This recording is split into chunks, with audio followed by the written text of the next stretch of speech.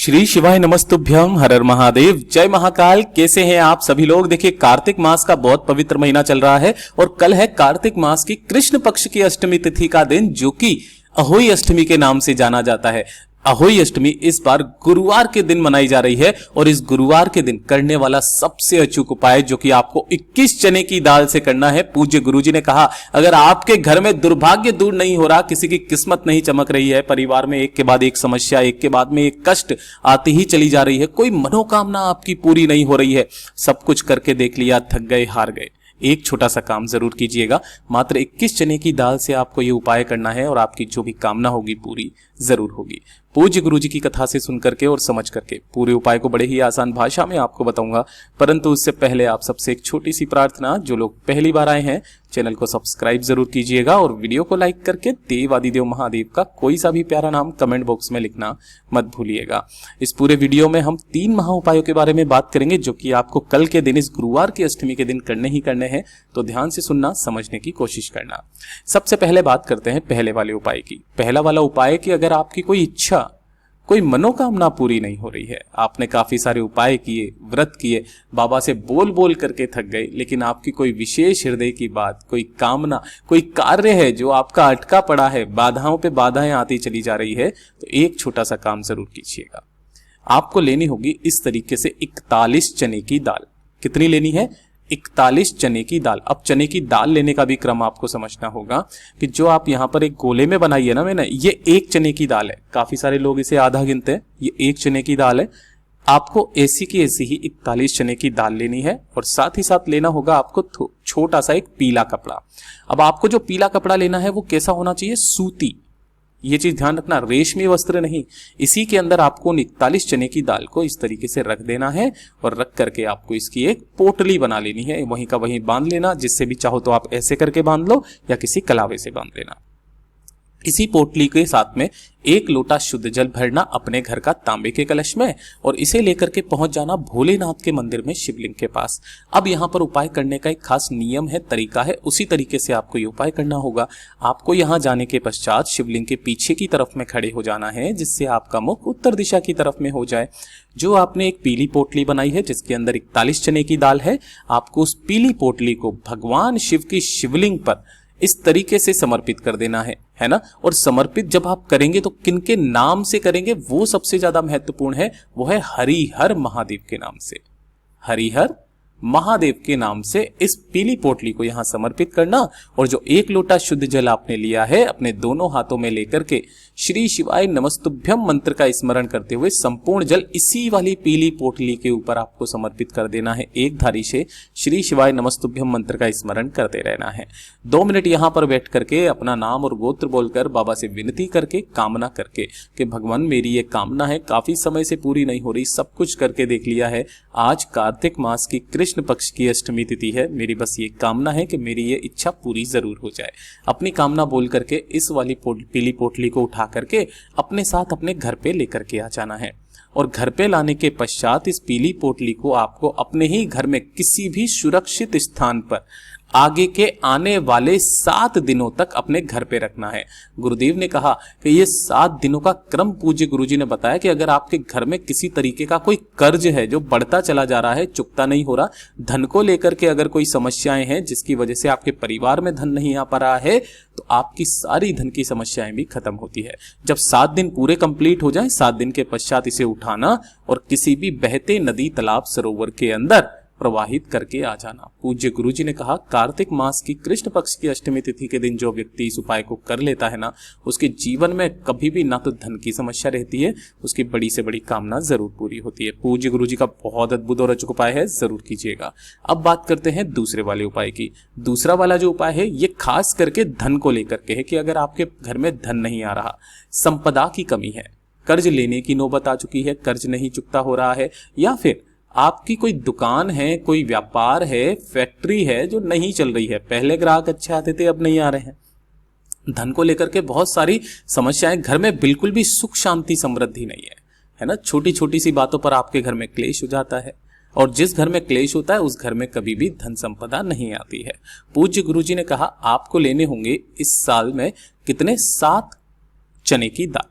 चने की दाल का मैंने क्रम पहले ही आपको बता दिया। ये जो गोले में बनाई है ये एक चने की दाल है। और एक लेना होगा पीपल का पत्ता जो कहीं से भी खंडित कटा फिटा ना हो, और गिन करके लेने होंगे 7 गुड़ के टुकड़े। कितने? 7 गुड़ के टुकड़े ले लीजिएगा। ठीक है, इन सभी को ले लेना। उसके बाद में आपको एक कलश में भरना होगा जल। ठीक है, और एक अलग से कलश में भरना होगा आपको दूध। दूध का जो कलश होना चाहिए ये तांबे के अलावा चाहे किसी भी धातु का ले लेना, तांबे का मत लेना। जल में आप चाहे कोई सा भी ले लेना। तो ये जितने भी सामान लिए हैं आपको क्या करना है, एक पीपल के पत्ते के ऊपर आपको 7 चने की दाल और 7 गुड़ के टुकड़े रख करके, है ना, इस तरीके से आपको 7 चने की दाल 7 गुड़ के टुकड़े रखकर आपके घर में जहां पर भी केले का वृक्ष लगा हुआ है, इस चीज का ध्यान दीजिएगा। केले का वृक्ष जहां पर भी लगा हुआ है उस केले के वृक्ष के पास में जाना। सबसे पहले यहां पर आपने जो दूध का कलश लिया है उस दूध के कलश को ओम नमो भगवते वासुदेवाय नमः मंत्र का स्मरण करते हुए आपको पूरा का पूरा इसकी जड़ों में समर्पित कर देना है। कर दोगे? समर्पित कर देने के पश्चात पहले दूध, इस चीज का ध्यान रखना, जो आपने पीपल के पत्ते के ऊपर 7 चने की दाल और 7 गुड़ के टुकड़े रखे हैं वो अपने घर की धन संपदा वृद्धि की कामना करते हुए समर्पित करना। और उसके बाद में 1 लोटा शुद्ध जल आपको अंत में इसी वाले पेड़ की जड़ों में समर्पित कर देना है। पूज्य गुरुजी ने कहा, गुरुवार की अष्टमी के दिन जो व्यक्ति इस उपाय को कर लेता है उसके घर में जीवन में कभी भी धन संपदा वैभव की कमी नहीं रहती है। पूज्य गुरुजी का बहुत अद्भुत और रोचक उपाय है, जरूर कीजिएगा। और अब बात करते हैं तीसरे वाले उपाय की। देखिए, तीसरा वाला जो उपाय है ना, इसके लिए कोई दिन फिक्स नहीं है।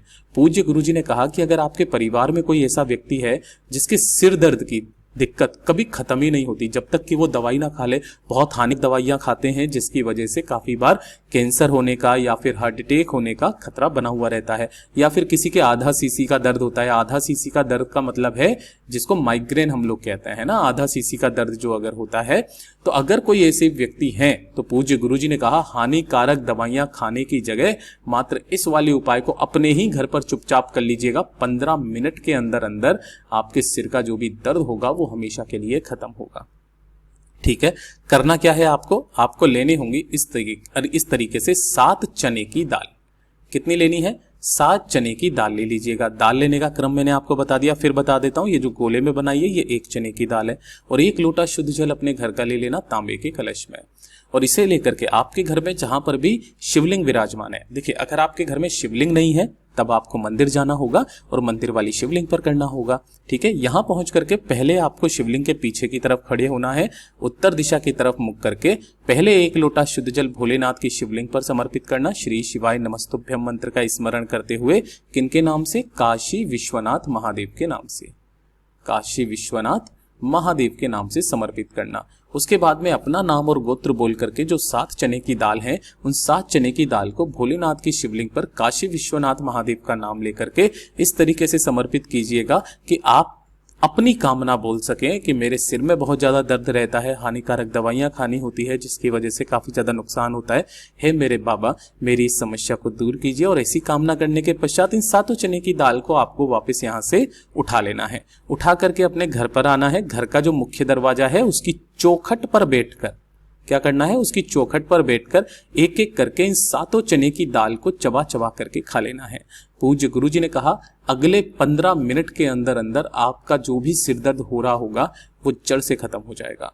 पूज्य गुरुजी का ये वाला उपाय बहुत ही ज्यादा खास और अद्भुत है, जरूर कीजिएगा, है ना। अब मैं आपको एक जानकारी देना चाहता हूं कि काफी सारे भक्तों को, काफी सारे लोगों को एक कंफ्यूजन है कि इस साल की जो दिवाली है वो कितनी तारीख की है। दिवाली की जो भी मतलब जो 2024 में दिवाली है वो 31 अक्टूबर की है या 1 अक्टूबर की है। शुभ मुहूर्त क्या होगा, शुभ समय क्या होगा, कब हमें लक्ष्मी पूजन करना है, किस समय पर करना है। बहुत सारे चैनल वाले गलत से गलत आपको वीडियो बना करके बता रहे हैं। वो कह रहे हैं सुबह शाम को 5 बजे से रात के 10 बजे के बीच कभी भी पूजा कर लो, ऐसा नहीं है।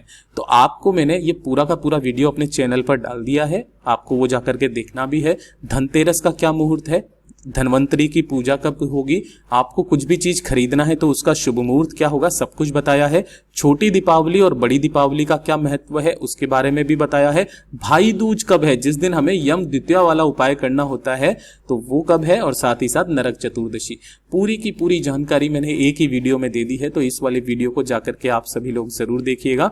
अगर वीडियो पसंद आया हो तो लाइक जरूर करना, चैनल को सब्सक्राइब जरूर कीजिएगा। मैं आपसे मिलता हूं अगले वीडियो में, तब तक के लिए ओम नमः शिवाय, हर हर महादेव, जय महाकाल।